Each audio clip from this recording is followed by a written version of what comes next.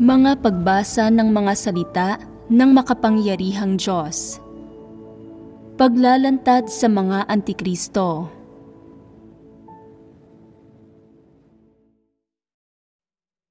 Ika-9 na item.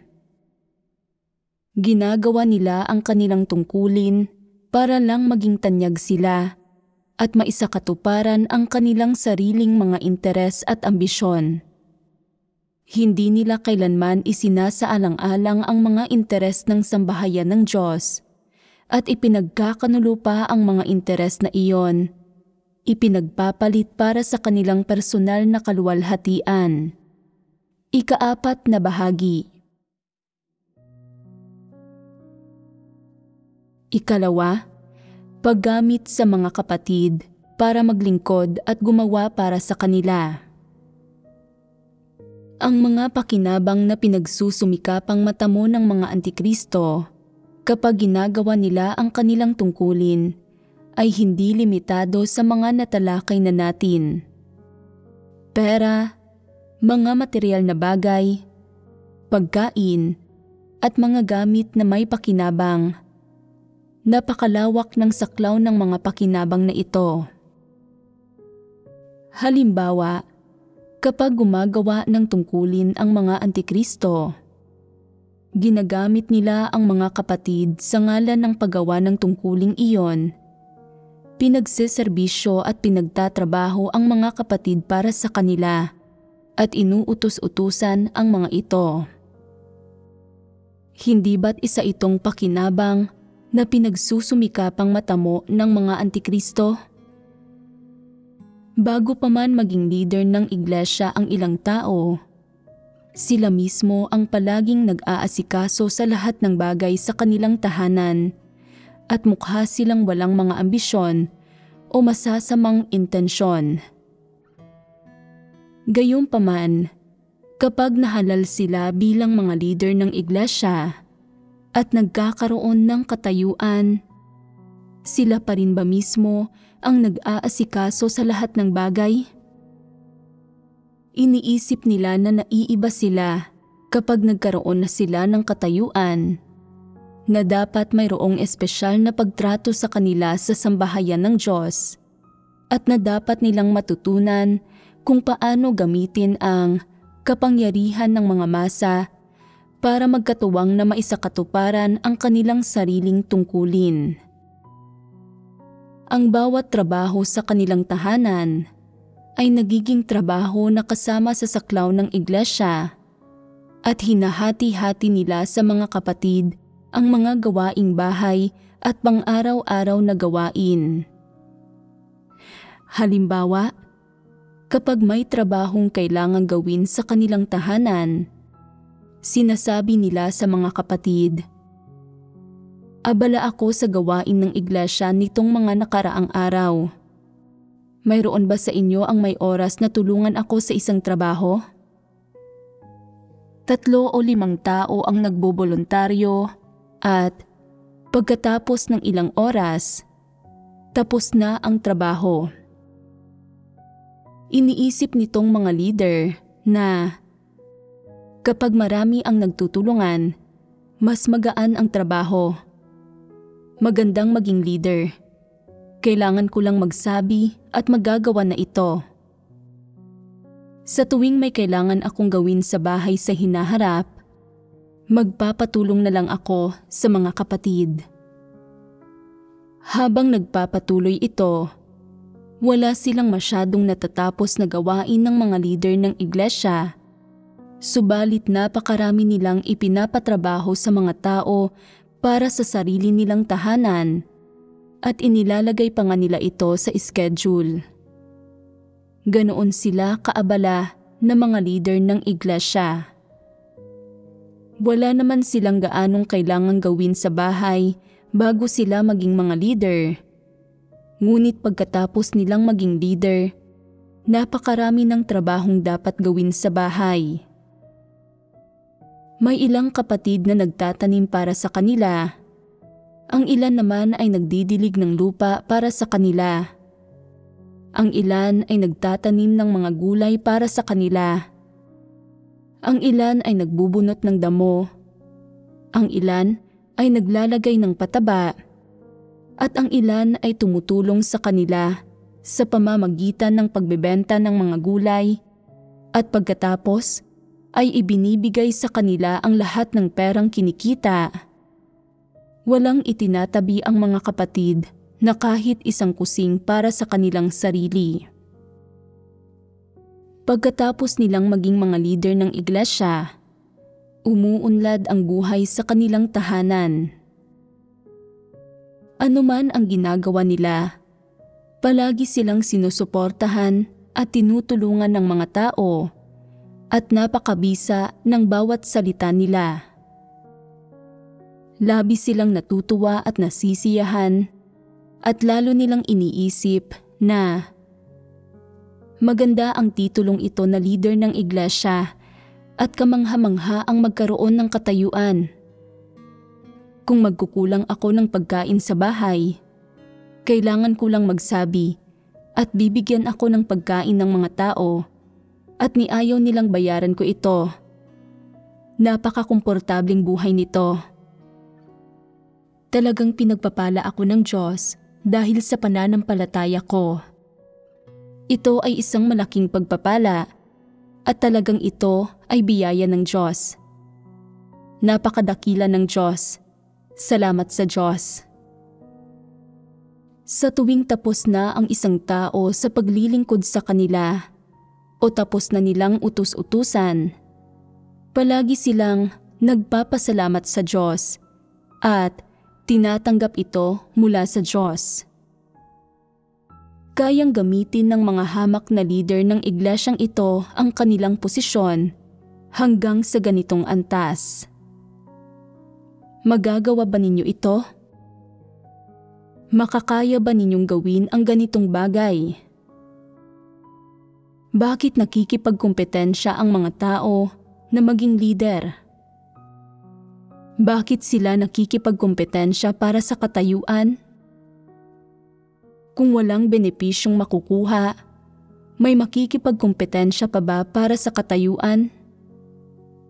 Kung nakikipagkompetensya sila para sa katayuan, na nangangahulugang magpapakapagod ng husto na parang nagtatrabahong kabayo, wala nang mag-aabala pa. Tiyak na dahil napakaraming benepisyo ang makukuha mula sa pagkakaroon ng katayuan, kaya nagpapakahirap ang mga tao para makuha ito at nakikipagkompetensya para dito. Ang pagiging isang hamak na leader ng iglesia ay naghahatid sa kanila ng napakaraming pakinabang at ng napakaraming kaginhawahan at benepisyo sa kanilang buhay. Anong klaseng tao ang umaasal ng ganito? Sila ba ay isang taong naghahangad sa katotohanan? Sila ba ay isang taong may pagkatao at konsensya? Sila ba ay isang taong may takot sa Diyos na puso? Naniniwala sila na kumikilos sila bilang leader ng iglesia para sa lahat at para sa sambahayan ng Diyos, at hindi nila ito itinuturing bilang isang tungkulin. Naniniwala sila na ang anumang gawaing ginagawa nila bilang leader ng iglesia ay ginawa batay sa pagsasakripisyo nila ng buhay sa kanilang tahanan. Kaya dapat tumbasan ng mga kapatid ang halagang ibinabayad nila. Kung wala silang oras na gumawa ng gawaing bahay, dapat silang tulungan ng mga kapatid. Kung wala silang oras para magtrabaho sa bukid, dapat na pumunta ang mga kapatid sa kanilang bukid at gawin ang trabaho para sa kanila na para bang tungkulin ng mga ito na gawin iyon. Ano man ang kanilang isinakripisyo dahil sa pagiging leader ng iglesia, dapat itong tumbasan ng doble ng kanilang mga kapatid. Ito ang ilan sa mga bagay kung saan ginagamit ng mga antikristo ang mga kapatid para paglingkuran sila ng mga ito at utusan ang mga kapatid na gawin ang mga bagay-bagay para sa kanilang personal na buhay habang ginagawa nila ang kanilang tungkulin. Sa sandaling maging leader ang isang antikristo, tiyak na hindi niya palalampasin ang gayong pagkakataon at tiyak na hindi siya tatayo lang sa isang tabi at palalagpasin ang mga benepisyong ito. Sa halip, mismong kabaligtaran ang ginagawa niya. Ginagamit niya ang bawat sandali at sinasamantala ang bawat pagkakataon para gamitin ang mga kapatid na magtrabaho para sa kanya at pagtrabahuhin ang mga ito na parang mga kalabaw. Sinasamantala niya ang kamangmangan at pagkamatapat ng mga kapatid at sinasamantala pa nga niya ang mentalidad ng mga kapatid na handang gumawa ng kanilang mga tungkulin at magbayad ng halaga para sa Diyos para pagsilbihan siya ng mga ito. Samantala, nagkukunwari din siya na ang ilang salita ay ang katotohanan at ginagamit niya ang mga ito para turuan ang mga kapatid, para matuto ang mga ito sa ideya na ang mga leader ay tao rin, may mga pamilya rin, at may sarili rin silang buhay. At kung walang oras ang isang leader para asikasuhin ang kanyang mga gawaing bahay, dapat ituring ng mga kapatid na sariling tungkulin nila ang mga ito. Hindi na dapat nila kailangang hintayin ang leader na utusan silang gawin ang mga bagay na ito, kundi dapat ay aktibo at voluntaryo nilang ginagawa ang mga bagay na ito na hindi kayang gawin ng leader. Maraming kapatid ang kusang naglilingkod sa mga leader sa ilalim ng ganitong uri ng pang-uuto at pang-uudyok. Ito ang pakay na nais makamit ng mga antikristo sa pamamagitan ng pag-angkin ng kapangyarihan at katayuan. At ito ang isa sa mga gampaning nais nilang isakatuparan at isa sa mga pakinabang na nais nilang pagsumikapan sa pag-angkin ng kapangyarihan at katayuan. Marami bang ganitong tao? Ang mga taong ito ay mga satanas.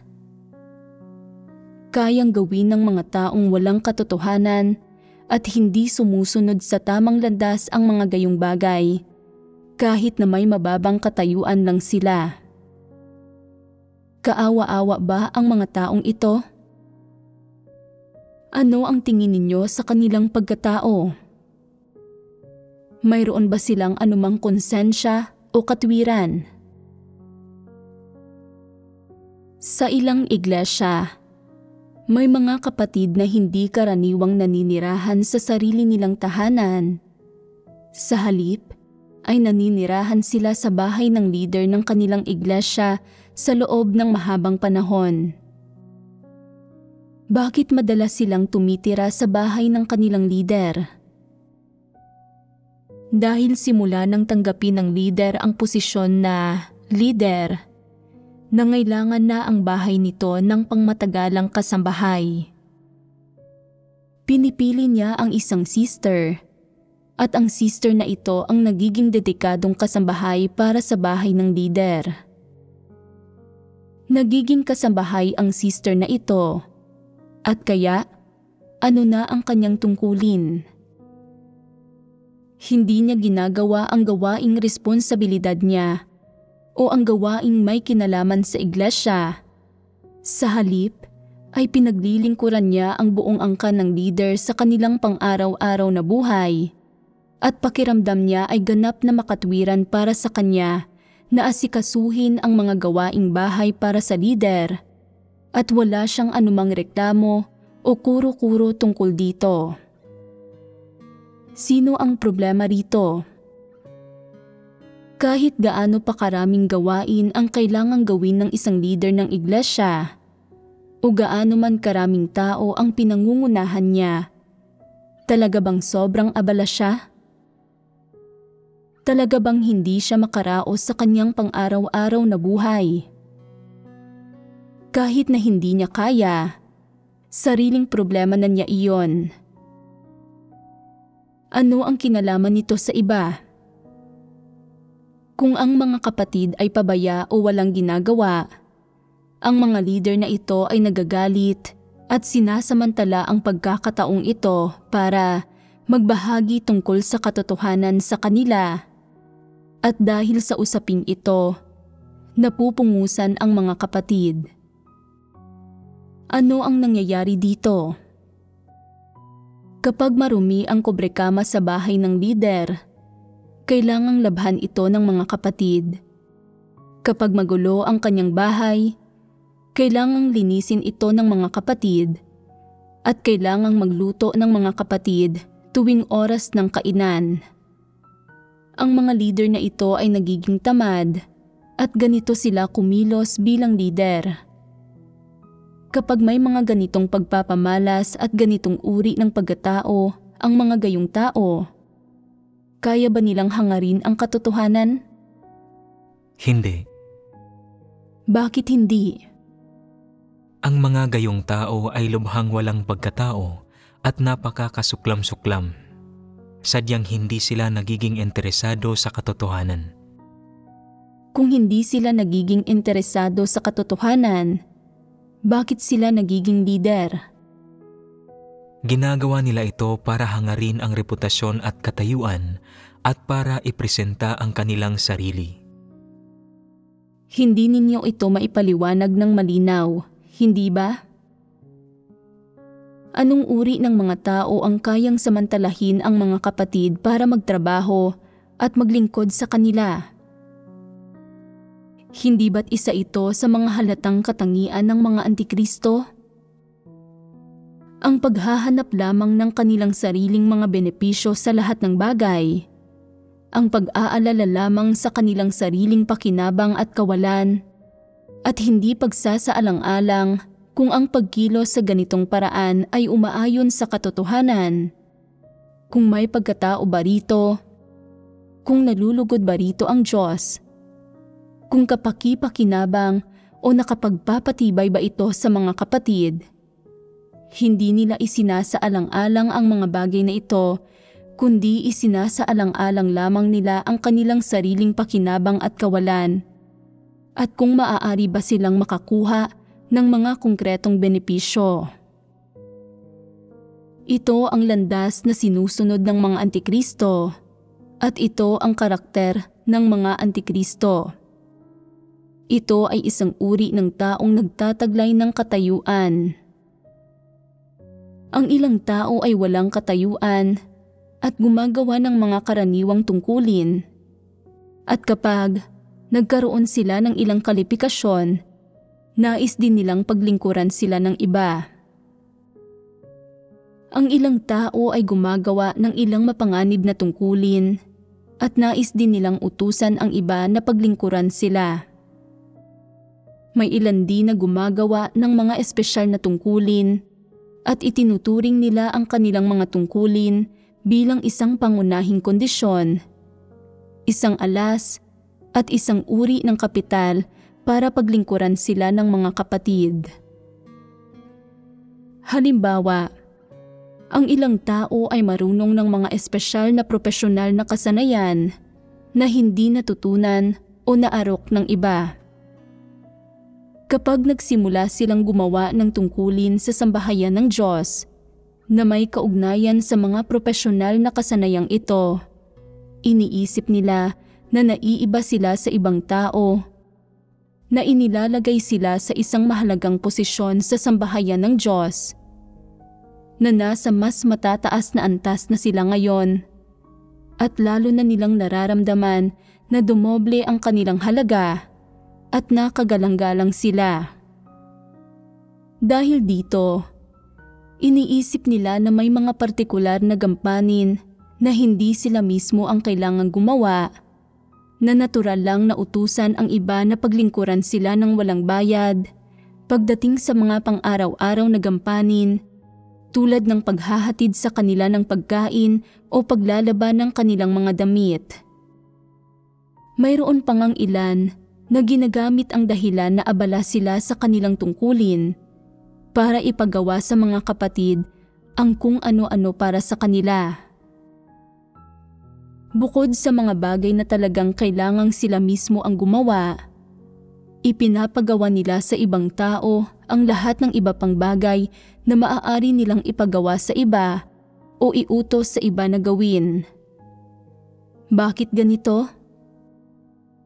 Iniisip nila, may kapital ako, kagalang-galang ako, isa akong bihirang talento sa sambahayan ng Diyos. Espesyal ang tungkuling ginagawa ko at isa akong pangunahing tumatanggap ng paglilinang ng sambahayan ng Diyos. Wala sa inyo ang kasinggaling ko. Lahat kayo ay nasa mas mababang antas kumpara sa akin. Kaya kong gumawa ng espesyal na kontribusyon sa sambahayan ng Diyos at hindi ninyo iyon kaya. Kaya dapat lang ninyo akong paglingkuran. Hindi ba't labis-labis at walang kahihiyan ang mga hinihinging ito? Lahat ay nagkikimkim ng mga ganitong hinihingi sa puso nila. Ngunit syempre, walang awa at walang kahihiyang hinihingi ng mga antikristo ang mga bagay na ito ng mas higit pa. At kahit gaano ka magbahagi sa kanila tungkol sa katotohanan, hindi nila isusuko ang mga ito. Ang mga ordinaryong tao ay nagtataglay rin ng mga pagpapamalas na ito ng mga antikristo.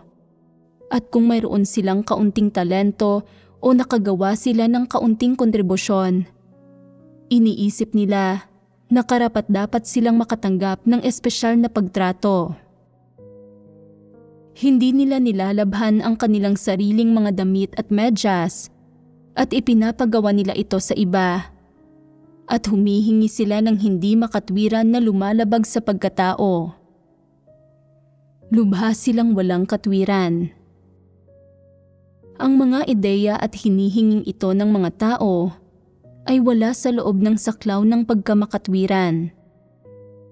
Sa pinakamababang antas, hindi umaayon ang mga ito sa mga pamantayan ng pagkatao at konsensya, at sa pinakamataas na antas, hindi ito umaayon sa katotohanan. Ang mga pagpapamalas na ito ay maaaring isama lahat sa kategorya ng mga antikristong nagsusumikap para sa kanilang sariling mga pakinabang.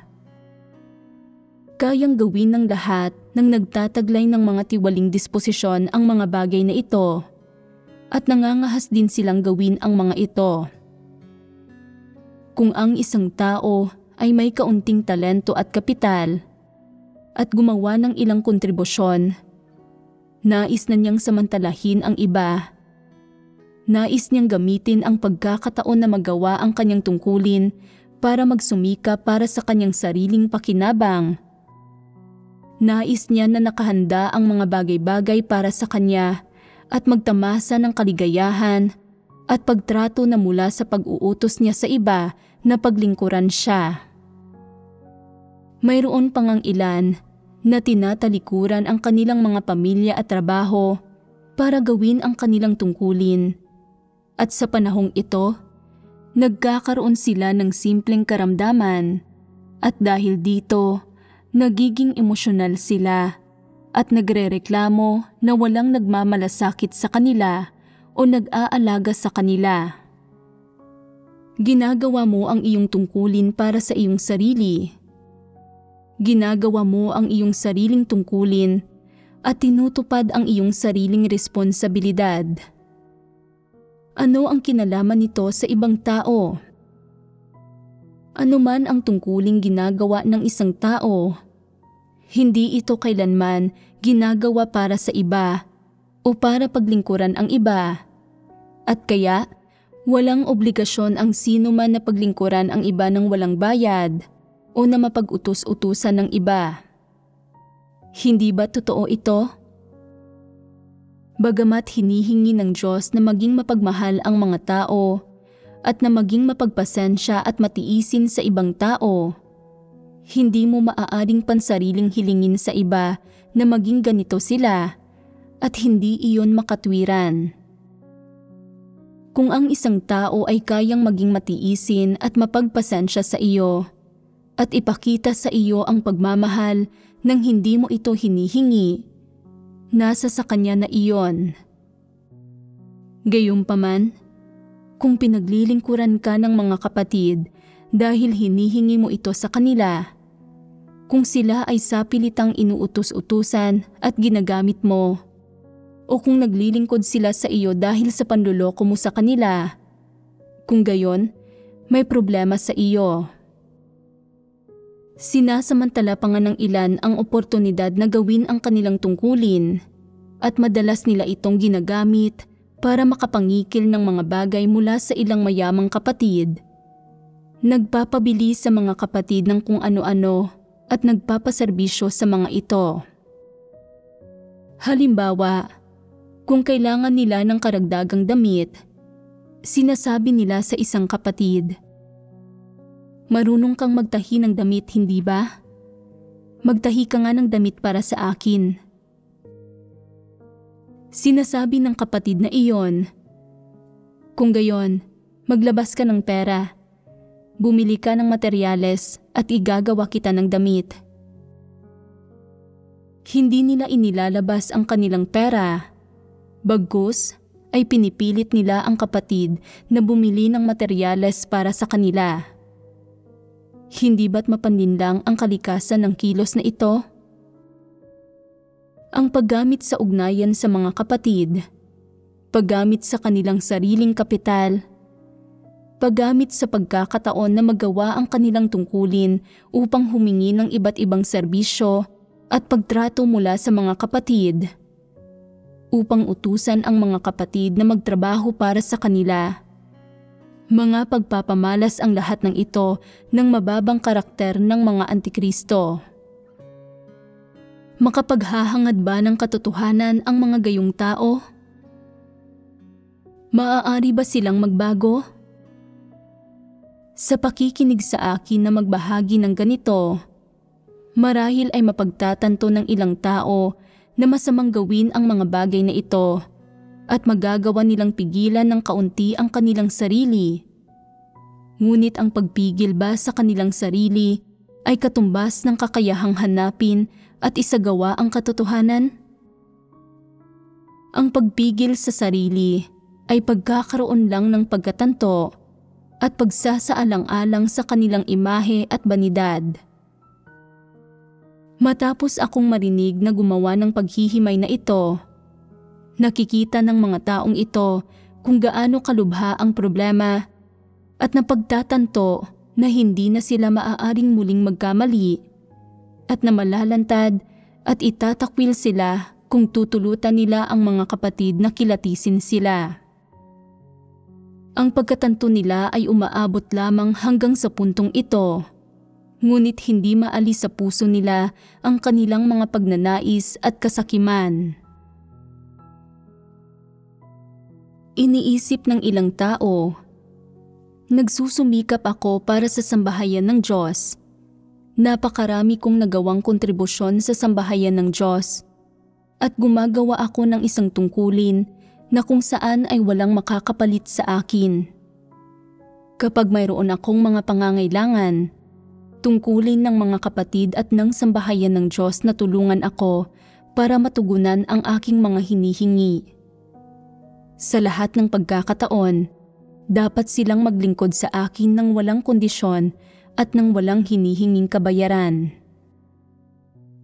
Hindi ba't kahiya-hiya ang ganitong pag-iisip? Hindi ba't isa itong pagpapamalas ng mababang karakter? Halimbawa, lahat ay nagkakasakit minsan, pero kapag nagkasakit ang ilang tao, hindi nila ito sinasabi sa iba, kundi patuloy nilang ginagawa ang kanilang mga tungkulin gaya ng nararapat. Walang nakakaalam o nagmamalasakit sa kanila at hindi sila lihim na nagrereklamo o nagpapaliban ng kanilang mga tungkulin. Subalit, may ilang tao na nagpapanggap na may sakit kahit wala naman. Kumikilos sila na parang mga imperatris o maharlika. Ginagawa ang lahat ng paraan para pagsilbihan sila ng mga tao at ginagawa ang lahat ng posibleng paraan para makakuha ng espesyal na pagtrato.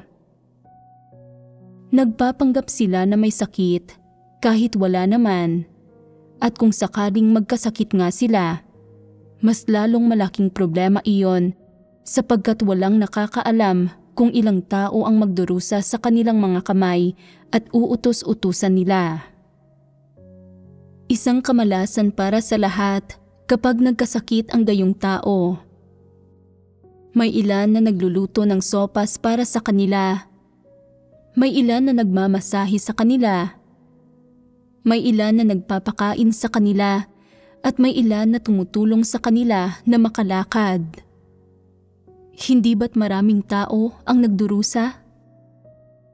Ang totoo ay isang ordinaryo at simpleng sakit lamang ito. Pero kailangan nilang magpanggap na ito ay isang malubha at nakamamatay na sakit. Bakit kailangan nilang magpanggap? Ginagawa nila ito para malansi ang mga kapatid na magserbisyo sa kanila, na pagsilbihan at paglingkuran sila.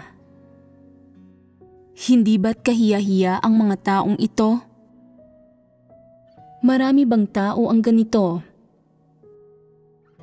Hindi ba't lahat kayo ay ganito? Hindi ko pa ito napapansin sa aking sarili. Kung hindi pa ninyo ito napapansin, pinatutunayan lang nito na karaniwang hindi ninyo sinusuri ang iyong pag-uugali sa iyong pang-araw-araw na buhay.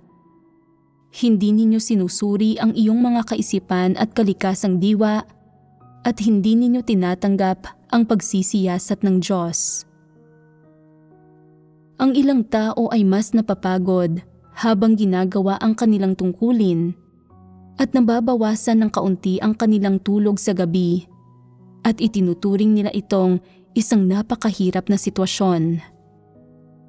Pagkagising nila kinaumagahan, nagrereklamo sila. Hindi ako nakatulog kagabi. Sobrang abala ako sa tungkulin ko nitong mga nakaraang araw, kaya sa sobrang pagod ko ay hindi ako makatulog. Bilisan mo at maghanap ka ng magmamasahe sa akin. Sa katunayan, 6 na oras silang natulog. Anumang isyu ang mayroon sila, palagi nila itong isinisisi sa kanilang tungkulin. Kung pagod sila, nagdurusa, may sakit o hindi komportable, palagi nilang isinisisi ang mga bagay na ito sa kanilang tungkulin. Bakit nila sinisisi ang kanilang tungkulin? Para lang makakuha ng mga benepisyo, makuha ang simpatya ng lahat, at nang sa gayon ay may katwiran silang utusan ang mga tao na paglingkuran at pagsilbihan sila.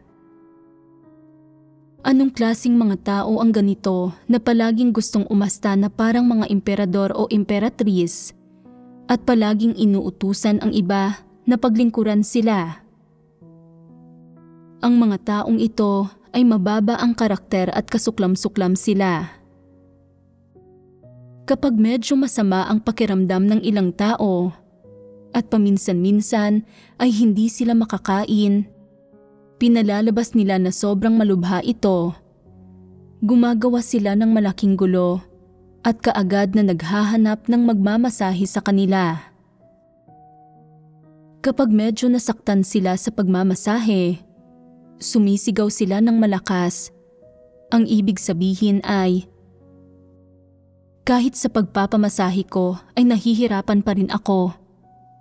Kung hindi ako gagantimpalaan ng Diyos at gagawing perpekto, talagang malulugi ako. Kapag nagtitiis sila ng kaunting paghihirap at nagbabayad ng kaunting halaga, nais nila itong i-anunsyo sa buong mundo para malaman ito ng lahat ng nasa lupa. Hindi ba't ginagawa mo ang iyong tungkulin para sa iyong sarili? Hindi ba't ginagawa mo ang iyong tungkulin sa harap ng Diyos? Bakit mo pa inaanunsyo ang iyong paghihirap sa mga tao? Hindi ba't paimbabaw iyon? Ang mga ganitong tao ay mababa ang karakter at sobrang kasuklam-suklam. Sa ano pang ibang paraan sila mababa? Nagpapakita rin sila ng ilang espesyal na kagawian at kakaibang ugali. Umaasang malaman ng mga tao na naiiba sila sa lahat at na napakahalaga nila at kinakailangang alagaan at protektahan. Halimbawa, kapag may nagsabing wala siyang ganang kumain at hindi makakain ng kahit ano, agad na napapahawak ang isang taong tulad nito sa kanyang tiyan at sasabihing masakit din daw ang kanyang sikmura. Pero patuloy siyang gumagawa ng kanyang tungkulin at inuutusan niya ang isang tao na magmadali at dalhan siya ng gamot para sa sikmura. May isang tao rin na sinabihan ko ng, "Kita mo, kaunti lang ang kaya kong kainin at sensitibo ang tiyan ko sa malalamig na pagkain at inumin." Nang marinig ng taong ito ang sinabi ko, sumagot siya, "Sensitibo ang tiyan mo sa malalamig na pagkain? Ganoon din ako."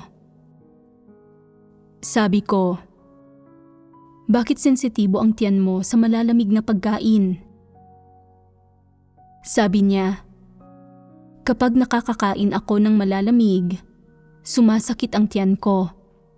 Sensitibo ito sa malalamig na pagkain."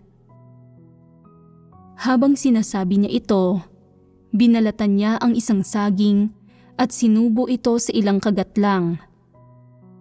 Sabi ko, "Tiyak na talagang sensitibo ang tiyan mo sa malalamig na pagkain dahil ang bilis mong nilamon ang saging na iyan sa ilang kagat lang. Talaga bang sensitibo ang tiyan mo sa malalamig na pagkain? Hindi ba't walang kahihiyan at walang pagkamakatwiran ang mga gayong tao? Kung ang isang tao ay walang katwiran at walang pakiramdam ng kahihiyan sa kanyang normal na pagkatao, hindi talaga siya tao, kundi isang hayop. Ang mga hayop ay hindi nakakaunawa sa katotohanan at wala silang integridad, dignidad, konsensya at katwiran ng normal na pagkatao. Dahil walang kahihiyan o dignidad ang mga taong ito, kapag gumagawa sila ng kaunting tungkulin at nagtitiis ng kaunting paghihirap, gusto nila itong i-anunsyo sa buong mundo para kilalanin ng lahat ang kanilang mga pagsisikap, para tingalain sila ng may sariwang paghanga at para bigyan sila ng Diyos ng espesyal na pagtrato. Tratuhin silang mabuti at pagpalain ng Diyos. Kasabay nito, kailangang may isang tao na maglingkod agad sa kanila, tumugon sa kanilang mga hinihingi at palaging handa sa kanilang utos. Kapag nauuhaw sila, kailangang may magsali ng tsaa para sa kanila. Kapag nagugutom sila, kailangang may maghain ng pagkain para sa kanila. Dapat palaging may isang taong naglilingkod sa kanila, gumagawa sa kanilang iniuutos at tumutugon sa kanilang mga pangangailangan.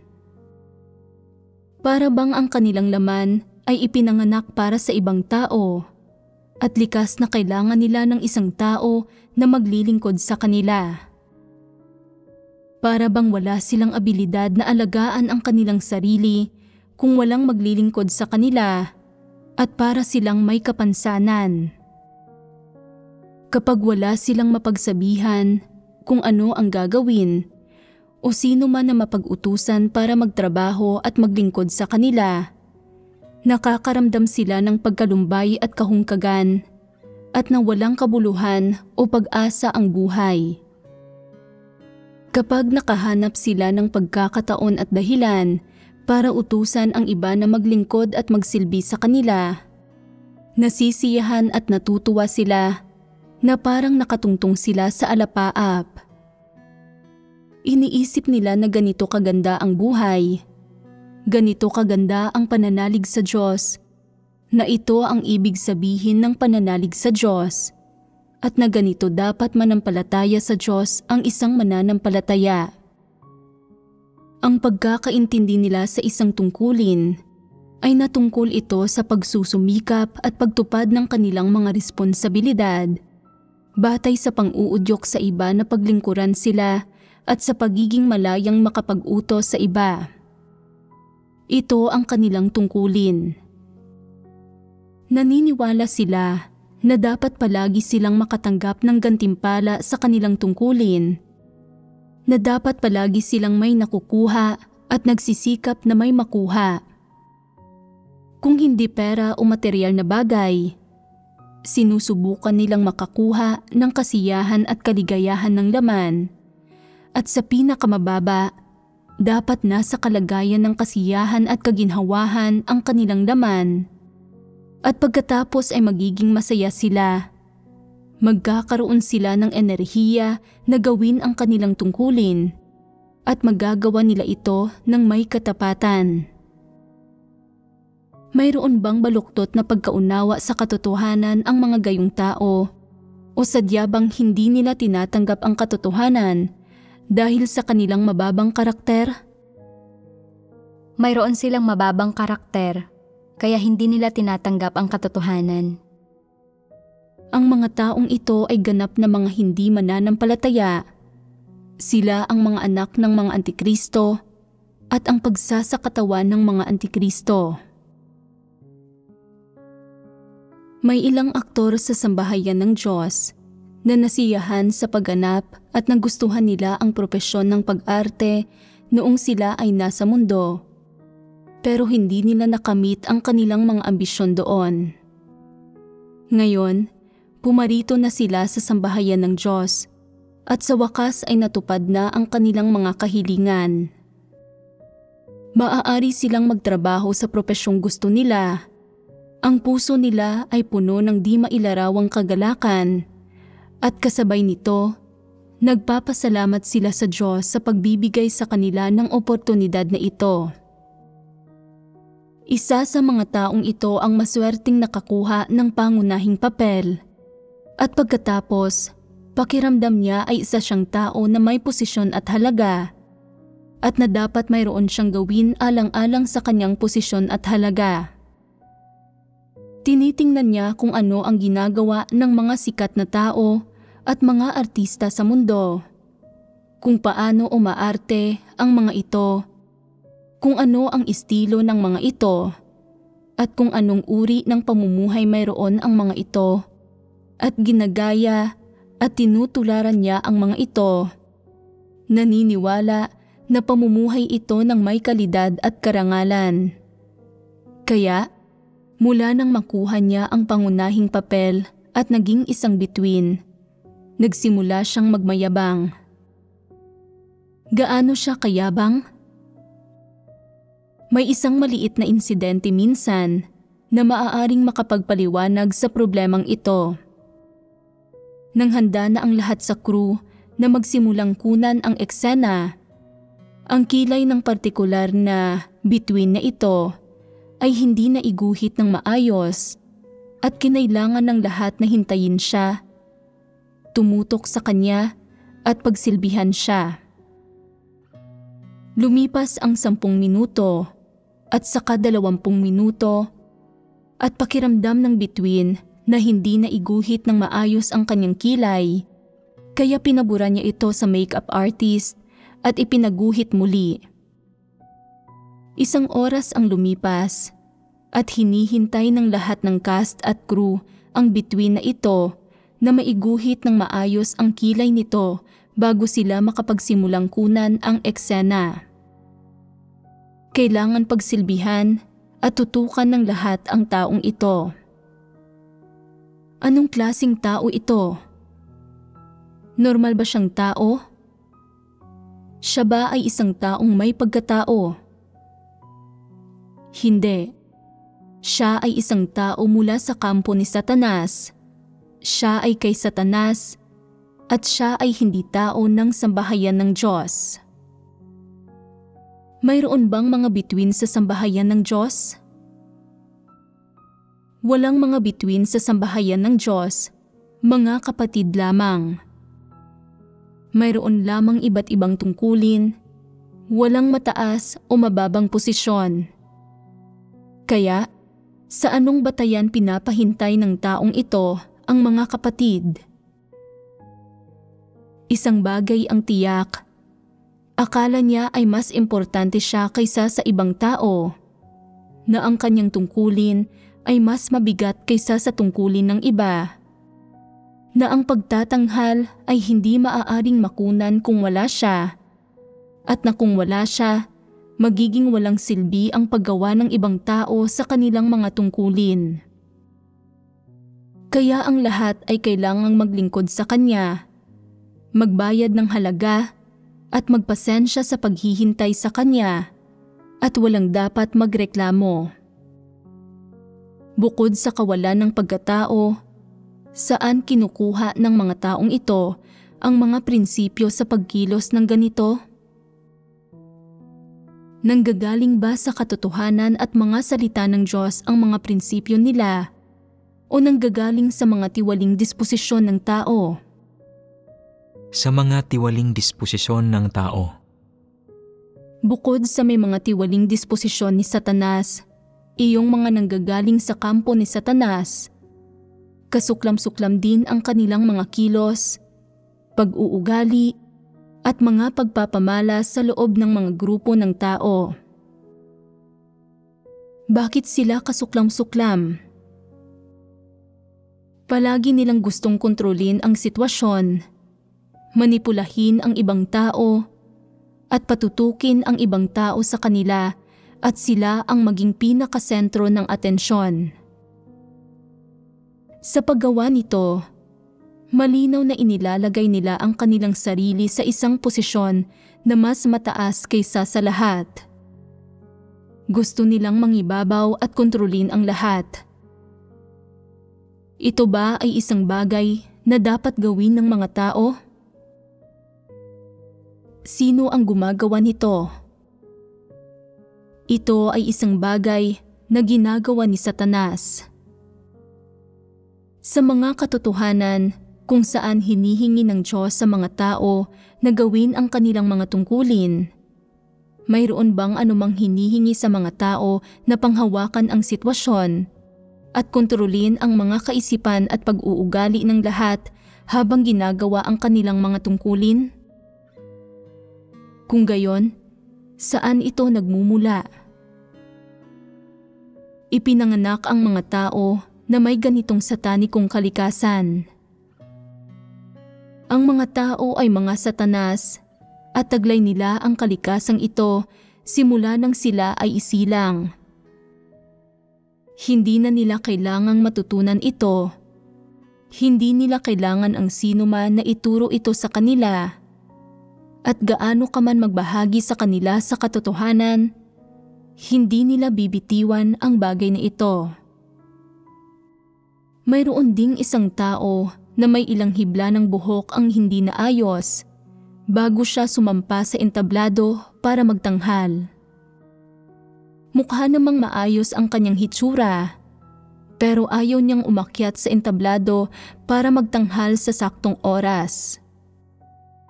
Kahit ano pang panghihikayat sa kanya ng mga kapatid, wala pa ring nangyari. Itinuturing niya ang kanyang sarili bilang isang bituin, bilang isang nangungunang liwanag. Pinagbayad niya ng halaga at pinagugol ng oras ang lahat para lang sa ilang hibla ng buhok na ito, at kailangang siya lang ang paglingkuran ng lahat. Ito ba ay isang pagpapamalas na dapat taglayin ng isang taong may normal na pagkatao? Ano ang kalikasan ng kilos na ito? Hindi ba't nagyayabang siya? Hindi siya nagpapakaresponsable at bingi siya sa anumang katwiran. Para sa kanya, hindi kasing halaga ng sa kanya ang tungkulin ng iba at kailangan siyang pagsilbihan ng lahat. Iniisip niya, kung aabutin ng isang buong araw para ma-blow dry ang 2 hibla ng buhok na ito, edi kailangan ninyo akong hintayin ng isang buong araw. Kung aabutin ng 2 araw, kailangan ninyo akong hintayin ng 2 araw. At kung aabutin ng habang buhay, kailangan ninyo akong hintayin ng habang buhay. Ano ba ang halaga ng gawain at mga interes ng sambahayan ng Diyos? Ang mga interes ko ang prioridad. Kung hindi ko maboblow dry ng maayos ang buhok ko, hindi ba't masisira ang imahe ko kapag humarap ako sa kamera? Napakahalaga ng imahe ko. Walang saysay ang mga interes ng sambahayan ng Diyos. Anong klaseng tao ito?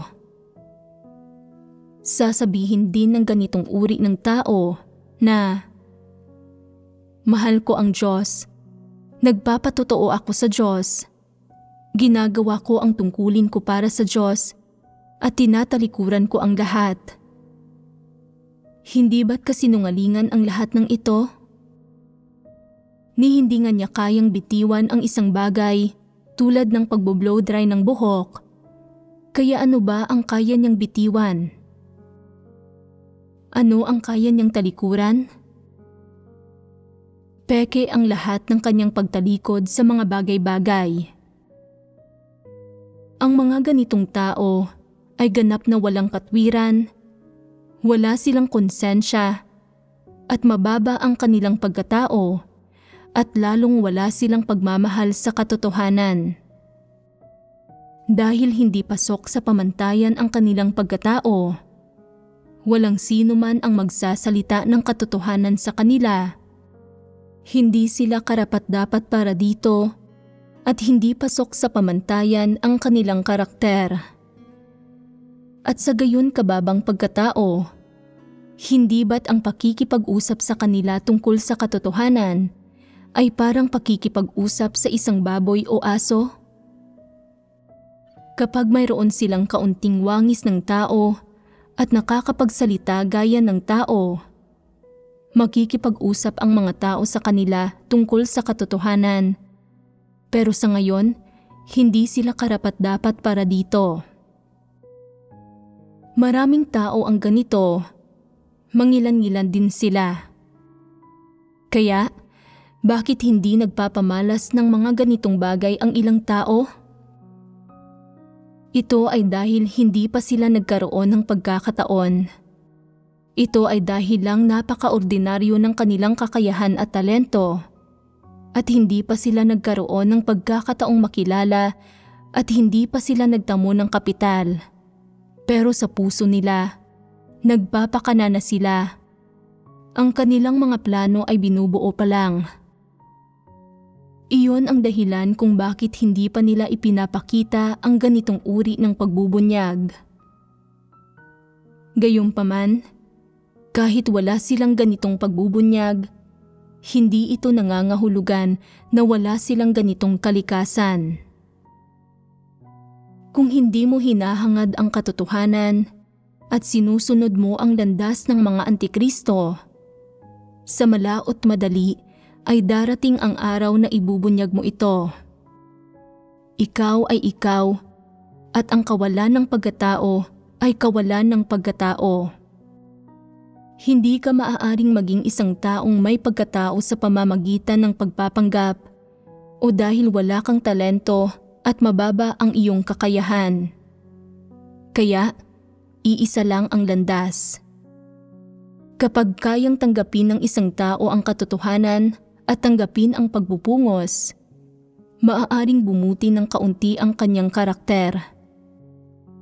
Kapag kaya niyang harapin ang mga katunayang ito, harapin ang mga katunayang ito ng tama, at pagkatapos ay magawang suriin at tingnan ang kanyang sariling pag-uugali at kaibuturan ng puso. Kung gayon, ay maaari siyang mas bumuti at makapagtimpi. Anong layon ang makakamit ng kaunting pagtitimpi? Hindi mo masyadong maipapahiya ang sarili mo. Gaganda ng kaunti ang reputasyon mo. Hindi masusuya ang mga tao sa iyo. Hindi ka kasusuklaman ng Diyos At sa ganitong paraan, maaaring magkaroon ka pa ng pagkakataong maligtas ng Diyos. Hindi ba't ito ang pinakamababang katwiran na dapat taglayin ng isang tao? Hindi ba't madali para sa isang taong may kaunting konsensya at katwiran na magsagawa at pumasok ng ganito? Kapag naririnig ninyo akong nagsasalita tungkol sa mga gayong tao, medyo gumagaan ang pakiramdam ninyo. Pero kung magsasalita ako tungkol sa ilang tao na kabilang sa inyo, ano ang mararamdaman ninyo? Magiging normal ba ang reaksyon ninyo? Sasabihin ko sa inyo, kung gusto ninyong makamit ang pagbabago ng disposisyon at makapasok sa katotohanang realidad, kailangan ninyong makapasa sa sunod-sunod na pagsubok. Huwag ninyong maliitin ang mga bagay na ito. Kung hindi pasok sa pamantayan ang inyong pagkatao, hindi lamang masusuya sa inyo ang mga kapatid, kundi hindi rin kayo gagawing perpekto o ililigtas ng Diyos.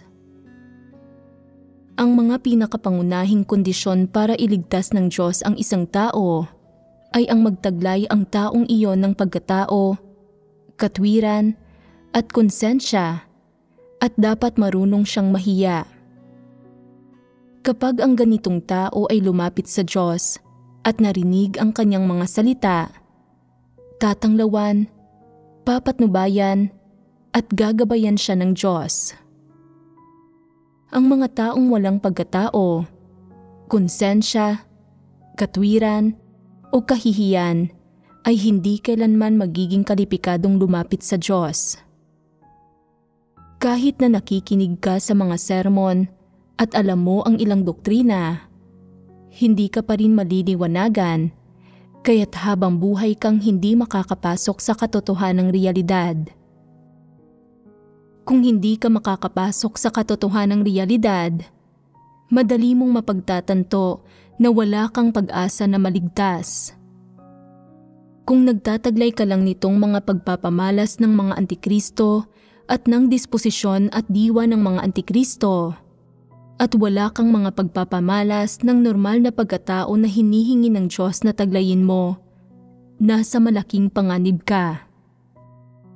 Kung tumutugma ka sa bawat pagpapamalas at diwang ito ng mga antikristo na inilalantad ko, kasama na ang kanilang mga kilos at pagbubunyag, kung taglay mo ang mga ito sa iba't ibang antas, kung gayon ay napakamapanganib nito para sa iyo. Kung hindi mo pa rin hinahangad ang katotohanan at hinihintay mo hanggang sa maklasipika ka bilang isang antikristo, magiging katapusan mo na talaga. Alin ang nakamamatay na sakit? Ang pagkakaroon ng diwa ng antikristo o ng disposisyon ng antikristo? Ang pagkakaroon ng diwa ng antikristo. Ganoon ba? Pag-isipan mong mabuti at saka sumagot muli. Ang pagkakaroon ng diwa ng antikristo at ng disposisyon ng antikristo ay parehong nakamamatay na sakit. Bakit ganoon? Dahil ang mga taong may diwa ng antikristo ay hindi maghahangad sa katotohanan at ganoon din ang mga taong may disposisyon ng antikristo. Kahit anong isyu ang kinakaharap nila, ang mga taong may disposisyon ng antikristo ay hindi kailanman tumutuon sa paghahangad sa katotohanan at wala silang kahit katiting na pagkatao at katwiran. Ang mga ganitong tao ay walang kakayahang magkamit ng katotohanan at hindi rin nila matatamo ang kaligtasan. Nakamamatay rin na sakit ito. Sino pa ang gustong magsalita? Ang pagkaunawa ko ay wala sa dalawang ito ang nakamamatay na sakit. Ngunit kung hindi hinahangad ng isang tao ang katotohanan, iyon ang nakamamatay na sakit. Maganda ang pananaw na ito tungkol dito. Gayunpaman, may paunang kondisyon dito na ang diwa ng isang antikristo Ang mga taong nagtataglay ng diwa ng isang antikristo ay sadyang hindi naghahangad sa katotohanan. Sila ay mga hindi mananampalataya. Ang pagtataglay ng diwa ng isang antikristo ang pinakamapanganib na bagay. Ano ang ibig sabihin ng diwa ng isang antikristo? Ang ibig sabihin nito ay nasadyang hindi naghahangad sa katotohanan ang mga taong ito. Katayuan lang ang hinahangad nila. Likas silang mga kaaway ng Diyos. Mga antikristo sila. Sila ang pagsasakatawan ni Satanas. Mga dyablo na sila mula nang isilang sila. Wala silang pagkatao. Mga materialista sila. Mga karaniwan silang hindi mananampalataya at tutol sa katotohanan ang mga gayong tao. Ano ang ibig sabihin ng tutol sa katotohanan? Ibig sabihin nito ay hindi nila pinaniniwalaan na ang Diyos ang katotohanan. Hindi nila kinikilala ang katunayan na ang Diyos ang lumikha. Lalong hindi nila kinikilala na ang Diyos ang may kataas-taasang kapangyarihan sa lahat ng bagay. Kaya, kapag binigyan ng pagkakataon ang mga gayong tao na hangarin ang katotohanan, magagawa ba nila ito? Dahil hindi nila kayang hangarin ang katotohanan, at dahil sila ay habang buhay na mga kaaway ng katotohanan at mga kaaway ng Diyos, hindi nila kailanman makakamit ang katotohanan. Isang nakamamatay na sakit ang hindi kailanman makamit ang katotohanan. At ang lahat ng nagtataglay ng disposisyon ng Antikristo ay may mga pagkakatulad sa disposisyon sa mga taong nagtataglay ng diwa ng Antikristo.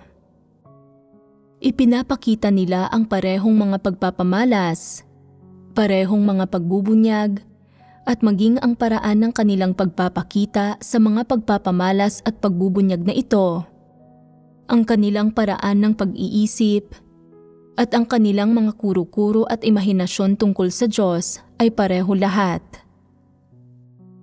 Gayunpaman, para sa mga taong nagtataglay ng disposisyon ng Antikristo, hindi mahalaga kung kaya man nilang tanggapin ang katotohanan at kilalanin ang katunayan na ang Diyos ang lumikha.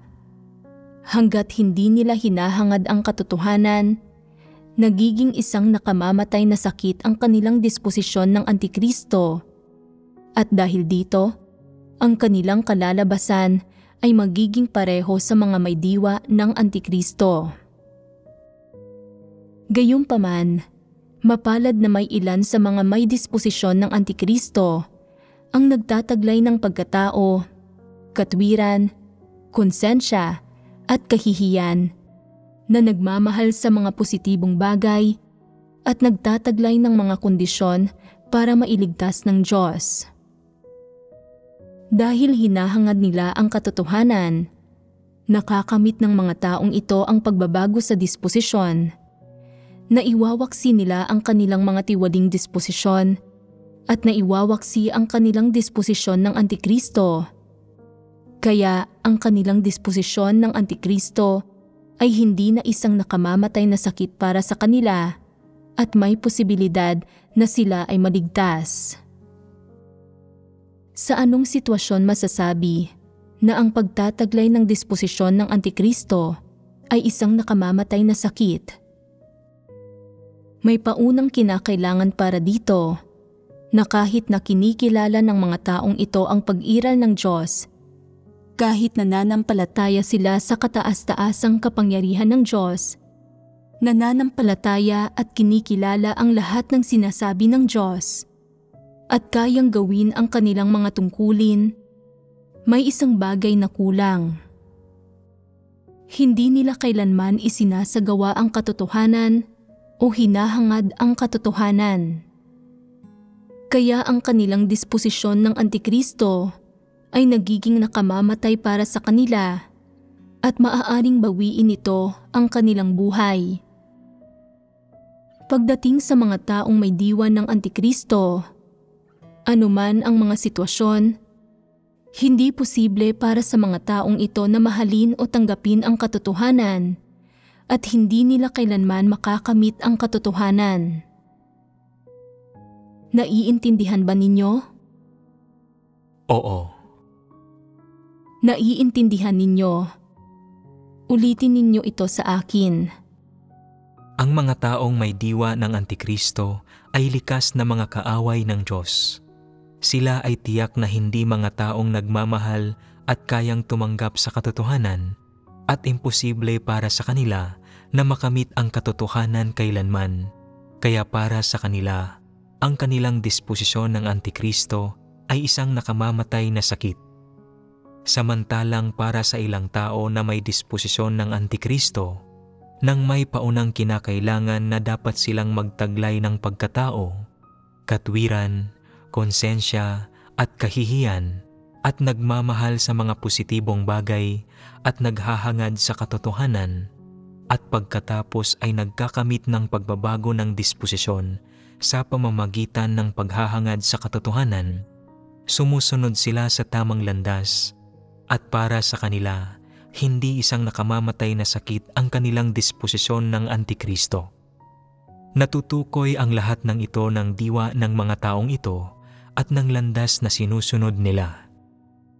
Ibig sabihin, hindi posible para sa mga taong may diwa ng Antikristo na hangarin ang katotohanan at hindi nila kailanman makakamit ang kaligtasan. Samantalang ang mga taong may disposisyon ng Antikristo ay maaaring maklasipika sa dalawang uri. Ang isang uri ay naghahangad sa katotohanan at maaaring magkamit ng kaligtasan, at ang isang uri ay hindi talaga naghahangad sa katotohanan at hindi maaaring magkamit ng kaligtasan. Ang mga hindi maaaring magkamit ng kaligtasan ay pawang mga trabahador. Ang ilang tapat na trabahador ay maaaring manatili at posibleng magkaroon sila ng ibang resulta. Bakit hindi makakamit ng mga taong may diwa ng Antikristo ang kaligtasan? Dahil hindi kinikilala ng mga taong ito ang katotohanan at hindi rin nila kinikilala na ang Diyos ang katotohanan. Hindi kinikilala ng mga taong ito na mayroong mga positibong bagay at hindi nila mahal ang mga positibong bagay. Sa halip, mahal nila ang mga buktot na bagay at negatibong bagay.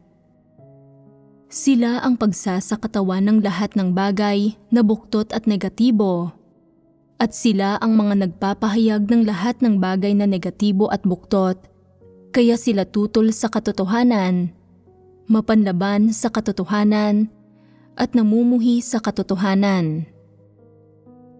Mahahangad ba nila ang katotohanan ng may gayong diwa?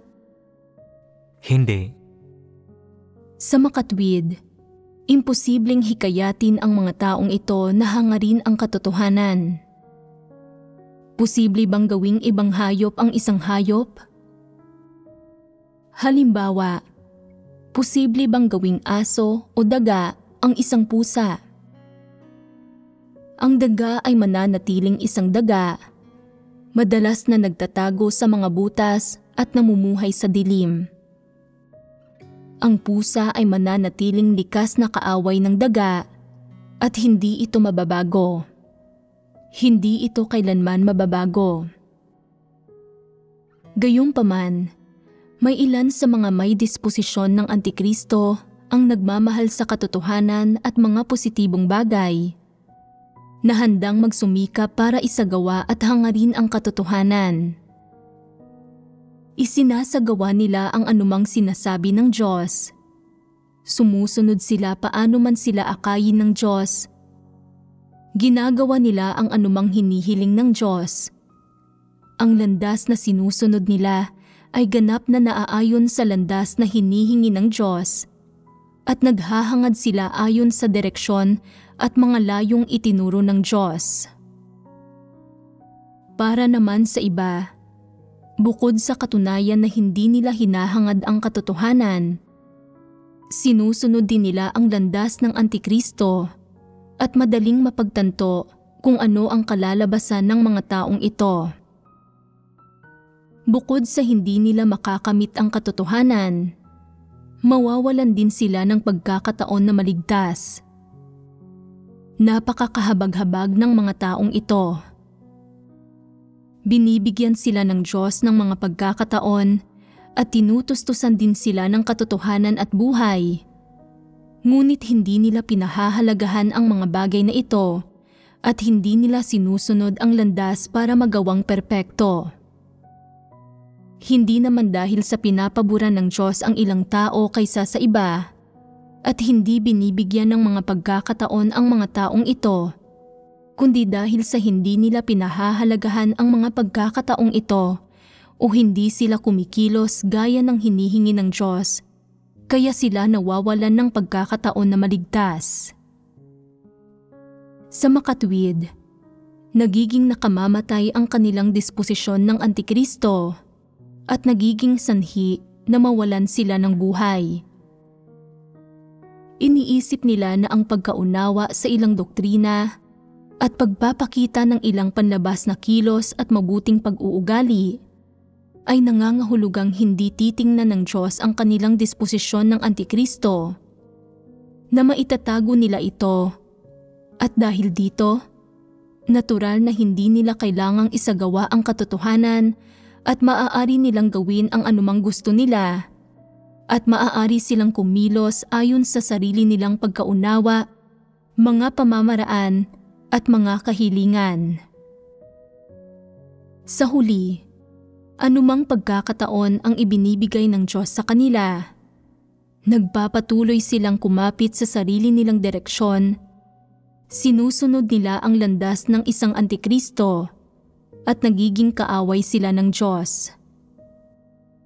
Hindi sila nagiging kaaway ng Diyos dahil itinakda sila ng Diyos bilang ganoon mula sa simula. Walang pagtatakda ang Diyos sa kanila sa simula dahil sa mga mata ng Diyos. Hindi niya sila kaaway o mga taong may diwa ng Antikristo, kundi mga taong may sataniko at tiwaling disposisyon lamang.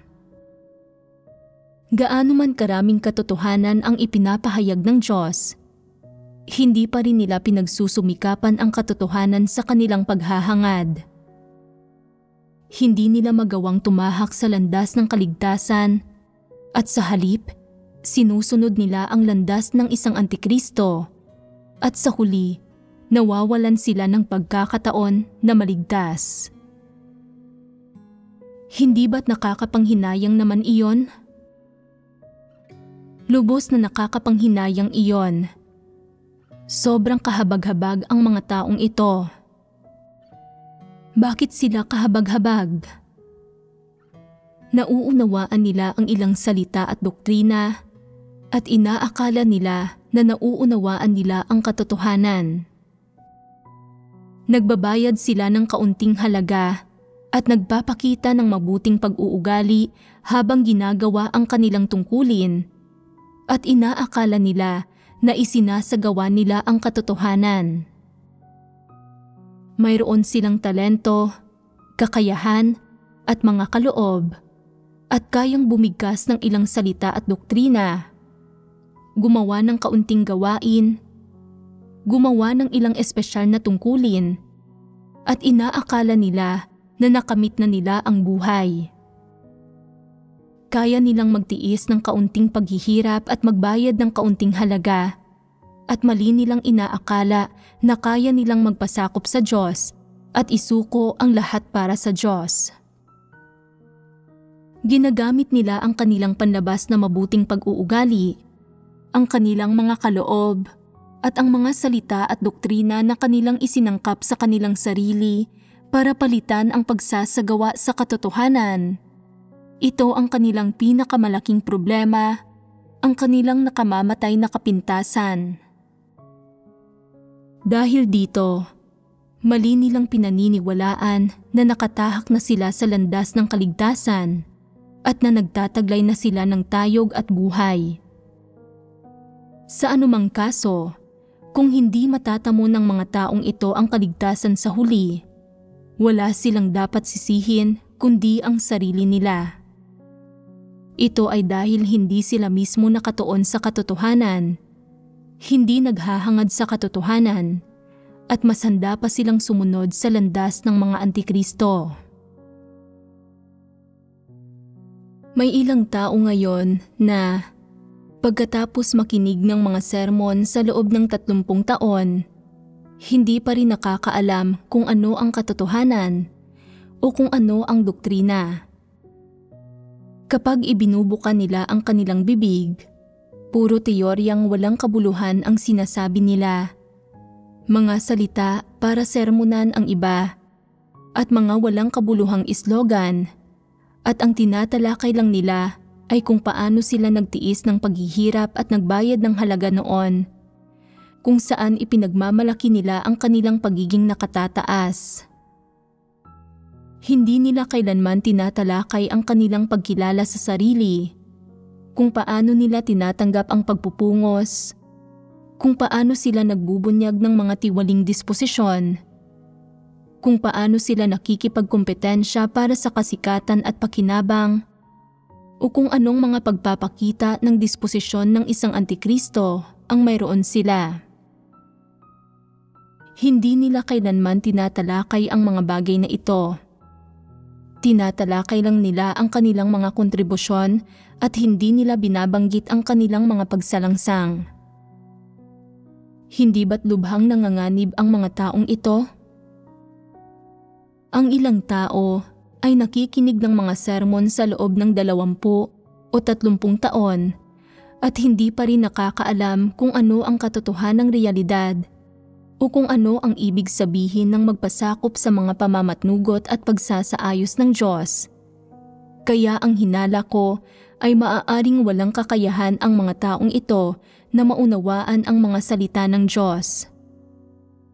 Pagkatapos makinig ng mga sermon sa loob ng 30 taon, inaakala nila na mayroon silang tayog, ngunit kapag wala silang katayuan, nagiging negatibo pa rin sila at palihim na umiiyak at nagrereklamo at maaaring magbitiw pa nga sa kanilang gawain.